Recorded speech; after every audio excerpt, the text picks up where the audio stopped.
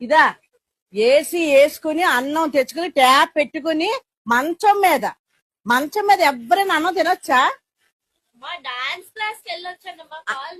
కాళ్ళు నొప్పులైనా సరే మంచం మీద తిన్న పద్ధతి కదా. నీకు చాలా సార్లు చెప్పాను నేను. తెలియక తిన్నావేమో అనుకుని చాలాసార్లు. ఎన్నిసార్లు చెప్పాలి నేను? బుర్రబుద్ధి ఉందా నీకు అసలు? అన్నం ఏంటనుకుంటున్నావు? అన్నపూర్ణదేవి దేవుడు.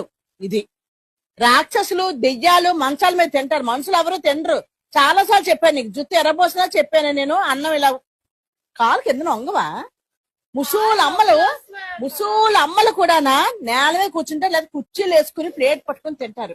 మంచాల మీద కూర్చుని తిన్నాను నేను. ఎవ్వరిని చూడలేదు. ఇదనే మహా పాపం. చెప్పాక కూడా చేస్తే అది ఎంత పాపమో చెప్తున్నాను నేను. నీకు పుణ్యం రాదు, నీకు పాపాలు వస్తాయి. నీకు పూజలు చెయ్యకపోయినా ఇలాంటివన్నీ వినాలి, పెద్దలు చెప్పినవి. హ్యాపీ అంటే నీ మంచి కోసం చెప్తున్నాను. తెలియక పెద్దలు చెప్తారు, చెప్పిన వినిపించుకోవాలి. ఇదా ఏసీ వేసుకుని అన్నం తెచ్చుకుని ట్యాప్ పెట్టుకుని మంచం మీద ఎవరైనా అన్నం తినొచ్చా? కాళ్ళు నొప్పులైనా సరే మంచం మీద తిన్న పద్ధతి కదా. నీకు చాలా సార్లు చెప్పాను నేను. తెలియక తిన్నావేమో అనుకుని చాలాసార్లు. ఎన్నిసార్లు చెప్పాలి నేను?